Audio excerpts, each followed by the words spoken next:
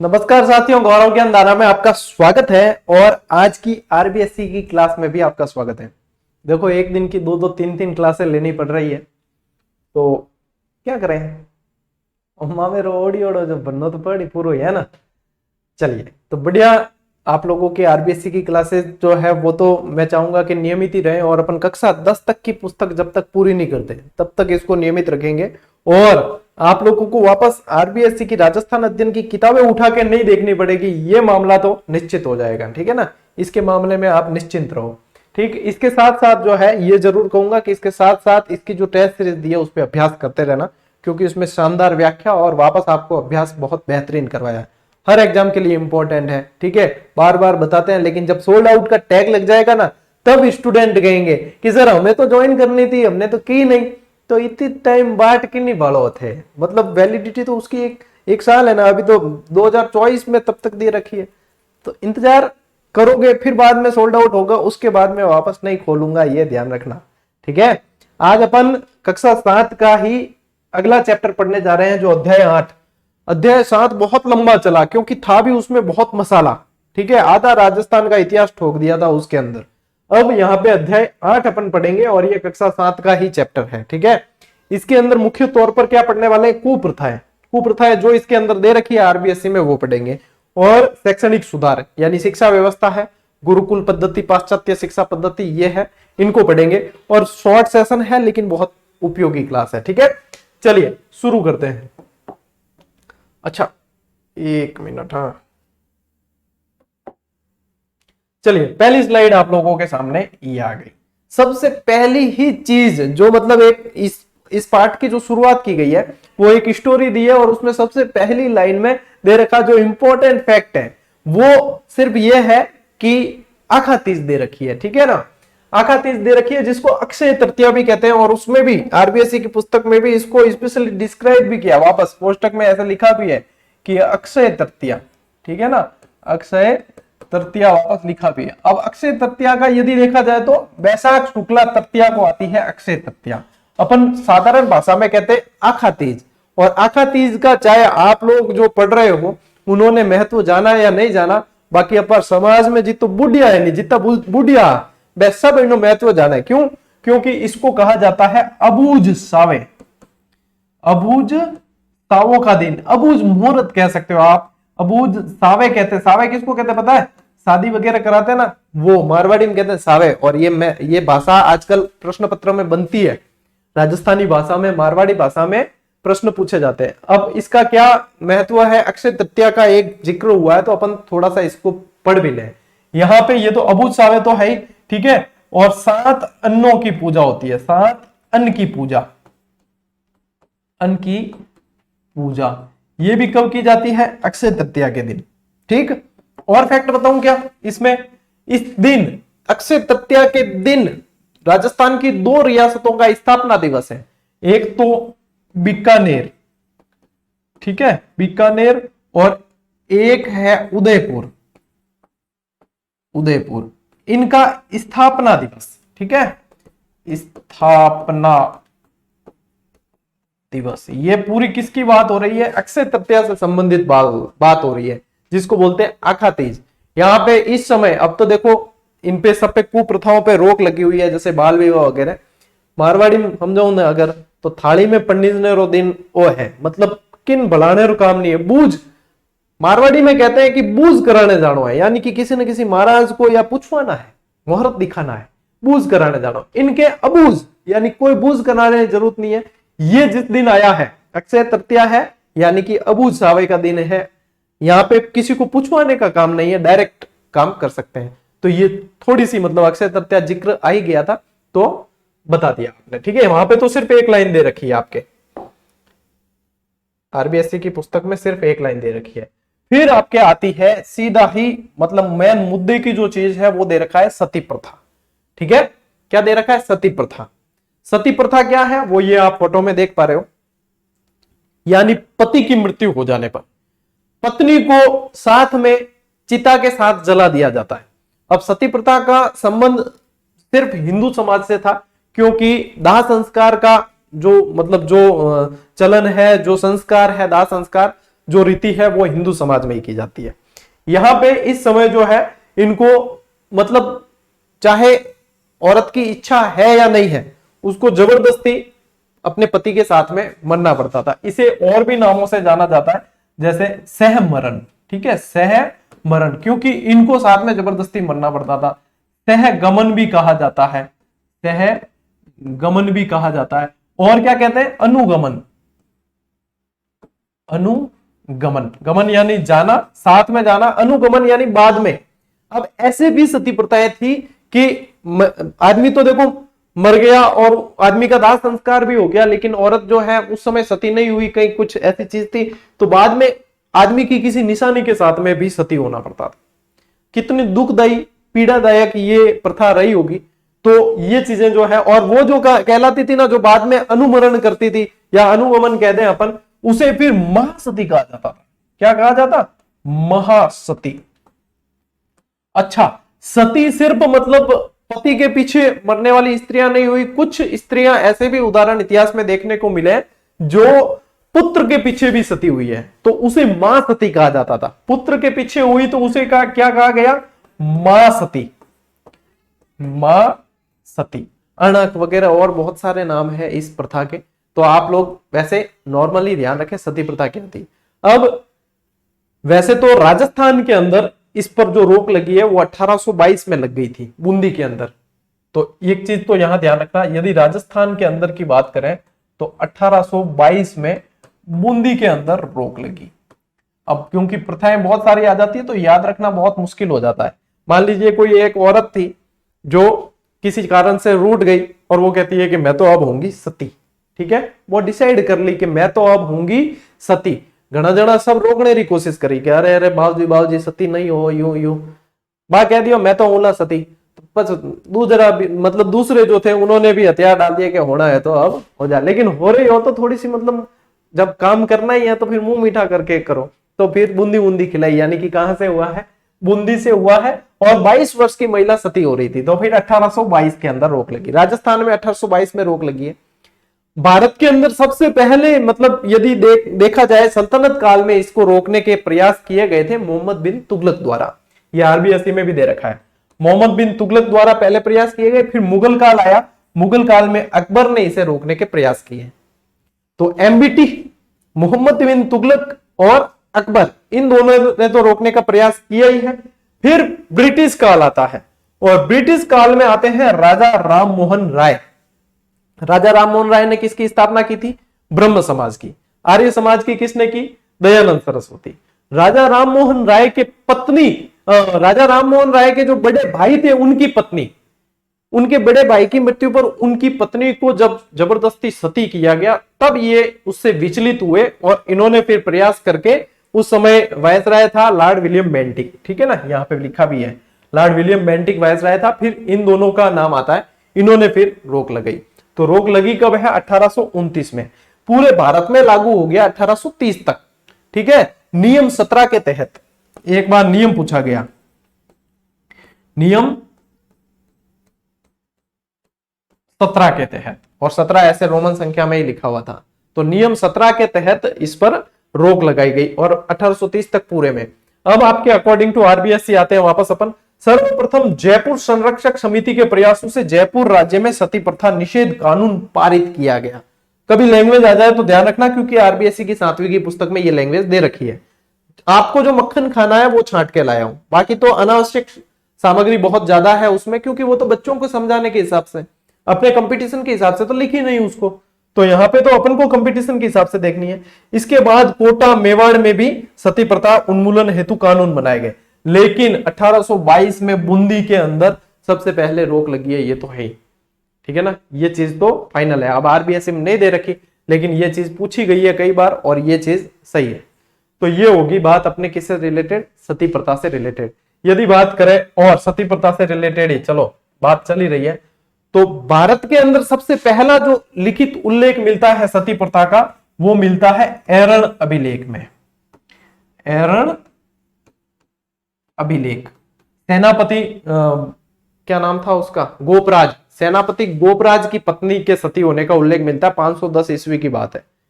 फिर राजस्थान में यदि बात किया जाए तो राजस्थान में उल्लेख मिलता है गटियाला अभिलेख में। गटियाला अभिलेख, इसमें भी सेनापति राणू का, इसमें क्या नाम था, सेनापति राणूका की पत्नी के सती होने का उल्लेख मिलता है। यदि अंतिम सती होने का कोई उल्लेख मिलता है तो वो सीकर दिवराला गांव की रूप कंवर, अंतिम सती रूप कंवर दिवराला गांव की बात है, ठीक है, 1987 की बात है ये। तो दिवराला गांव में अंतिम सती होने का उल्लेख मिलता है, ठीक। इतो गणो सती, ये तो आपके आरबीएससी के अंदर देखोगे तो 4 लाइनों में निपटा रखा है, इतना दिया नहीं है। ये तो मैंने आप लोगों को जब अपन पढ़ ही रहे हैं तो पूरा ही आपके माइंड में क्लियर हो, ठीक है ना। चलिए भैया, चलिए नेक्स्ट स्लाइड। नेक्स्ट आते हैं अपन कन्यावध। अब कन्यावध उस समय भी था और दुर्भाग्यवश ये कह सकते हैं कि आज भी होता है। आज जो होता है इसे भ्रूण हत्या के नाम से जाना जाता है, जघन्य अपराध है।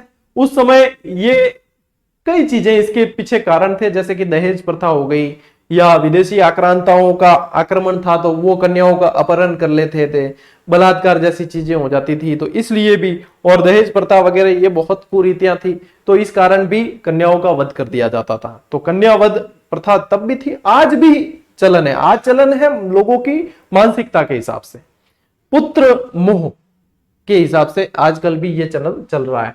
लेकिन आज तो काफी हद तक रोक लग गई है क्योंकि ये तो जघन्य अपराध की श्रेणी में है। लेकिन फिर भी जब तक हर व्यक्ति की मानसिकता नहीं बदलती तब तक किसी भी अपराध पे पूर्णतया रोक नहीं लग सकती, तो मानसिकता बदलनी जरूरी है। कन्यावध प्रतिबंध, सर्वप्रथम बूंदी और कोटा राज्य। अब आपके इसमें दे रखा है सिर्फ कोटा आरबीएससी में, जबकि बूंदी और कोटा दोनों के अंदर सबसे पहले और बूंदी में सबसे पहले है। तो इस भाई अकॉर्डिंग टू आरबीएससी तो है ये लाइन है, बूंदी इसमें नहीं दे रखा, मैंने जोड़ा है क्योंकि है बूंदी में 1833 में लगी है और कोटा के अंदर 1834, ये 1834 है, ठीक है ना, 1834 है। फिर जयपुर उदयपुर वगैरह उन्होंने 1844 के अंदर एक्ट पारित करके फिर भी लगाई, लेकिन सबसे पहले बूंदी और कोटा के अंदर है, तो ये तो ध्यान रखना ही है। इसके बाद में बताते हैं कि बीकानेर, जोधपुर, जयपुर, उदयपुर और अलवर ने भी रोक लगाई, किस पे, कन्यावध। फिर बात करें बाल विवाह और अनमेल विवाह। भाई बाल विवाह क्या है, यानी जो नाबालिग बच्चे हैं उनका विवाह करना। अब इसमें जैसे ये आखा तीज वाला जिक्र हुआ था ना थाली में, अब थाली में किसको बिठाएंगे, जो बिल्कुल ही चल नहीं सकता बच्चा, उसको थाली में कई शादियां हो जाती थी। अब तो नहीं होती है क्योंकि प्रशासन जागरूक रहता है, लेकिन पहले हो जाती थी, ज्यादा होती थी, ठीक है ना। यहां बाल विवाह या अनमेल विवाह निषेध। अनमेल यानी कि कोई मेल नहीं है। अनमेल का मतलब क्या हुआ कि 60 साल का तो है व्यक्ति, ठीक है, 60 साल का तो है व्यक्ति और 18 साल की है युवती, तो ये क्या है, ये तो अनमेल है ना, कोई मेल नहीं है, अनमेल। अब देखो ये बाजी बैठे हैं यहां और इनकी जो धर्मपत्नी है वो एकदम यंग है ना, जवान, और ये है बुजुर्ग, तो इनका कोई मेल नहीं है। आजकल ऐसे अपन व्हाट्सएप पे और फेसबुक यूनिवर्सिटी पे इस पे बहुत चीजें देखते हैं, घूमती फिरती आ जाती है अपने पास भी, फिर सोचते हैं खोपड़ा खराब होता है। बेरोजगार जो है ना उन युवाओं का तो और भी ज्यादा खोपड़ा खराब होता है कि हमारी तो नौकरी लगे तो हम शादी करें, हमारी उम्र है, और ये जो मतलब इनकी उम्र हो चुकी ये कर रहे हैं, इनको कहा जाता है अनमेल विवाह।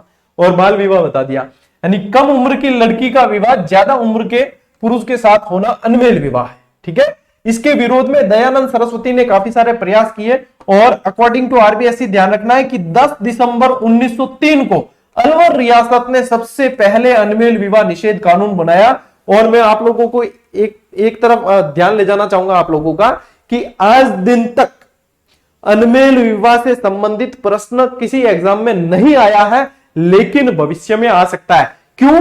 क्योंकि अब प्रश्न जो है आरबीएससी में से बनते हैं, आप लोग देखते हो, फिर देखते हो कि किसी बुक में से नहीं आया, किसी गाइड में से नहीं आया, किसी भी जगह से नहीं आया, तो ये कहां से आया, फिर देखते हो कि ये आरबीएससी में से आया।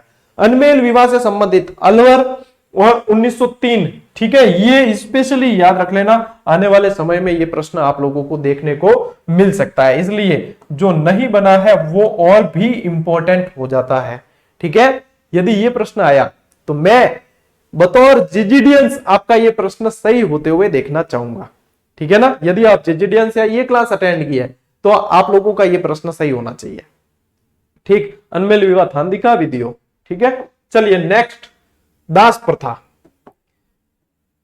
दास प्रथा बहुत पुराने समय से चल रही है, और न सिर्फ अपने भारत में बल्कि रोमन साम्राज्य में देख लो, कहीं भी देखो दास प्रथा चली है, ठीक है। दास प्रथा में यही है गुलाम। अब देखो सल्तनत काल क्या है, सल्तनत काल फिर गुलाम वंश और फिर उसकी देन है, ठीक है। सबसे पहले गुलाम वंश ही था सल्तनत काल में, तो दास प्रथा वहां से चली आ रही है। राजस्थान में भी दास प्रथा देखने को मिली, भारत के सभी हिस्सों में लगभग दास प्रथा देखने को मिलती थी। सबसे पहले इस पे रोक लगाने का काम जो किया वो अकबर ने 1562 में किया, ठीक है। सबसे पहले अकबर ने 1562 में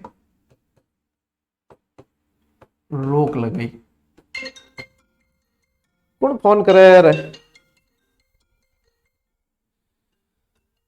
अकबर ने 1562, इस प्रथा को चाकर हाली के रूप में भी जाना जाता है, अकॉर्डिंग टू, ऐसे का ऐसे शब्द दे रखा है, ठीक है ना। इसको समाप्त करने हेतु 1833 के चार्टर अधिनियम को लाया गया, यानी कि 1833 के चार्टर अधिनियम के तहत इस पर रोक लगी, ठीक। लेकिन राजस्थान की यदि बात करें तो 1832 में कोटा बूंदी के अंदर सबसे पहले इस पर रोक लगी है। देखो कोटा बूंदी से यानी कि हाड़ौती से काफी सारे प्रथाओं पे रोक लगी है, और यहाँ पे जो रोक लगाने में ज्यादा जो अग्रणी भूमिका रही वो विल्किंसन की रही है। यहाँ पे अंग्रेज अधिकारी विल्किंसन की रही है, ठीक है ना। एक डायन प्रथा बहुत दुखदाई थी। किसी भी औरत पे, किसी भी महिला पे कोई ना कोई मतलब ऐसी आरोप लगाकर कि इसके अंदर तो भूतनी है, डायन है, और ये सिर्फ अपने यहाँ नहीं, ये विदेशों में भी बहुत चलती थी, ठीक है। उसके ऊपर डायन का इल्जाम लगा के उसको पब्लिक मार देती थी, भीड़ उसको मार देती थी, जो आप यहाँ पे जैसे फोटो देख पा रहे हो इसी तरीके से। ये मतलब आदिवासी समाज में ज्यादा थी, और मेवाड़ साइड में ये ज्यादा थी। तो मेवाड़ और कोटा में यह प्रथा ज्यादा थी, और 1853 में जेसी ब्रुक के प्रयासों से और स्वरूप सिंह मेवाड़ के जो शासक थे इनके प्रयासों से इस पर रोक लगाई गई। इंपॉर्टेंट सवाल है, याद रखना। नेक्स्ट आ जाते हैं अपन शैक्षणिक सुधार पर। यदि पहले देखा जाए अपने भारत के अंदर, भारतवर्ष में भी देखा जाए तो पहले गुरुकुल पद्धति चलती थी, गुरुकुल शिक्षा होती थी। तो गुरुकुल पद्धति में ये ऐसे होती थी, इसमें क्या होता था, ज्यादातर शिक्षा मौखिक होती थी और शील गुण ज्यादा विकसित किए जाते थे, और मतलब ये कह सकते हैं उसमें कि जीवन यापन, जीविकोपार्जन वगैरह इनसे संबंधित ज्यादा शिक्षा दी जाती थी, है ना। तो मूल्यों का ज्यादा विकास होता था। फिर बाद में पाश्चात्य शिक्षा प्रणाली आ गई, तो पाश्चात्य शिक्षा प्रणाली के अंदर कई बार इनका विरोध भी हुआ कि ये ईसाईकरण कर रहे हैं वगैरह, ऐसे करके राजस्थान में भी स्कूलें खोली थी काफी सारी, फिर उनको बंद करनी पड़ी और विरोध भी हुआ है। लेकिन बाद में जो है पाश्चात्य शिक्षा प्रणाली जो मेन पीक पकड़ती है वो मेघालय से पकड़ती है ना। लेकिन अपन यहाँ पे अकॉर्डिंग टू आरबीएसई चलते हैं। ब्रिटिश साम्राज्य ने 19वीं शताब्दी से पूर्व की शिक्षा के लिए शब्द प्रयोग किया देसी शिक्षा, जिसे इंडिजीनियस एजुकेशन के नाम से जाना जाता है। और ये लैंग्वेज, ये नोट्स मेकिंग पैटर्न जो है पूरा का पूरा आरबीएसई की बुक को फॉलो करता है, ठीक है ना। आप लोगों को किताब उठा के देखने तक की जरूरत नहीं पड़ेगी, सारा का सारा यहां से आपके कवर हो जाएगा। इसके बाद में अंग्रेजी और पाश्चात्य शिक्षा के लिए शब्द प्रयोग किया, अंग्रेजी शिक्षा, पाश्चात्य शिक्षा, या इसे कह दिया गया आधुनिक शिक्षा, ठीक है। इसे आधुनिक शिक्षा भी कहा गया। जो राजा राममोहन राय के बारे में आप पढ़ते हो, अपन पढ़ते हैं, राजा राममोहन राय भी इस आधुनिक शिक्षा के पक्षधर थे, और वो तो 6 भाषाएं जानते थे वैसे, लेकिन इसके पक्षधर थे। राजस्थान में आधुनिक शिक्षा का प्रथम स्कूल यदि ये बन जाए प्रश्न तो 1819 अजमेर के अंदर। इसके बाद पुष्कर, भिनाय और केकड़ी में भी स्कूल खोले गए। हालांकि इनसे संबंधित प्रश्न बनते कम है, फिर भी यदि देखो टॉपिक आया है तो अपन को पढ़ना पड़ेगा। शैक्षणिक सुधार से संबंधित देखो, फिर बाद में क्या हुआ, लोगों ने ईसाई धर्म के विरोध के कारण आधुनिक स्कूल बंद कर दिए। फिर वापस अंग्रेजी भाषा को राजकीय भाषा 1835 में बनाया गया, तब वापस इनको बढ़ावा मिला, ठीक है। तो 19वीं शताब्दी के अंत तक जैसलमेर को छोड़कर, जैसलमेर में नहीं बाकी सभी जगह जो है शिक्षण संस्थाएं प्रारंभ हो गई। कौन सी? आधुनिक शिक्षा से संबंधित। फिर प्राथमिक और मिडिल स्कूल जितनी थी उनको हाई स्कूल में क्रमोन्नत किया गया, जिसके तहत राजस्थान में सबसे पहले 1851 में अजमेर का सरकारी स्कूल क्रमोन्नत हुआ, ठीक है। जो जो फैक्ट थे वही चीज है, ये सीधे याद करने हैं, इसमें कोई समझने वाली बातें नहीं है। तो क्यों समय यहां पे ज्यादा लगाना। यहां पे फिर आपके मेयो कॉलेज के बारे में यहां दे रखा है।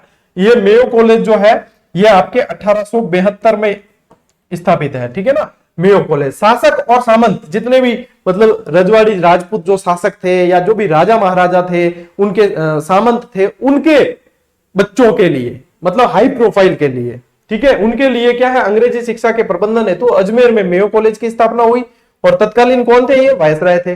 मेयो कॉलेज का प्रथम सत्र, देखो स्थापना हुई है ये, लेकिन प्रथम सत्र जो था वो 1875-76 था, ठीक है, मेरे मन से नहीं है, आरबी सिंह दे रखा है। फिर ये तो था किसके लिए, उच्च हाई प्रोफाइल के लिए, उच्च वर्ग था उसके लिए। तो ये सबके लिए शिक्षा कैसे होगी, तब प्रयास किसने किया, पंडित जनार्दन राय नागर ने प्रयास किया और शिक्षा सभी के लिए ये 21 अगस्त 1937 को 21 अगस्त 1937 को राजस्थान विद्यापीठ संस्था नाम से स्थापना की, ठीक है। 1937 में राजस्थान विद्यापीठ संस्था की स्थापना की गई, जो सभी के लिए शिक्षा सुलभ हो ऐसी की गई। अब देखो ये टॉपिक जो है ना, राजस्थान में शिक्षा से संबंधित बहुत कम एग्जाम में पूछा जाता है, लेकिन ये पीछे आप जो प्रथाएं आपने देखी, दास प्रथा है, ये सती प्रथा है, कन्यावध है, ये हर एग्जाम में पूछा जाता है। तो मेन जो है वो यहां है, इसीलिए मैंने भी इस क्लास में यहां पे फोकस ज्यादा किया। सती प्रथा को बहुत अच्छे से बता दिया, कन्यावध, बाल विवाह वगैरह ये भी आपको बहुत अच्छे से बता दी, दास प्रथा, डाकन प्रथा ये भी बता दी, और शैक्षणिक सुधार से संबंधित जो दे रखा था वो पूरा निचोड़ आप लोगों के इस क्लास में आ चुका है, ठीक है। बाकी अब देख लेना, जिसको अभ्यास की जरूरत है कर लेना, नहीं है तो कोई दिक्कत नहीं। पीडीएफ आपको 24 घंटे बाद मिलेगी, पीडीएफ जो है हाथों हाथ नहीं दे पाते हैं, 24 घंटे बाद मिलेगी। बाकी पढ़ते रहो, क्लास आपको रेगुलर मिल रही है। कल संडे है, एक क्लास आरबीएससी की कल भी दे देंगे, और जो सेकंड ग्रेड की रिवीजन की क्लासेज चल रही है, आज भी दी थी, उसे देख लेना, उसमें बहुत सारे अच्छे प्रश्नों पे अभ्यास करवाया गया है, ठीक है। आज की इस क्लास में इतना ही, मिलते हैं अगली क्लास में, अगले वीडियो में, तब तक के लिए राम राम, जय हिंद।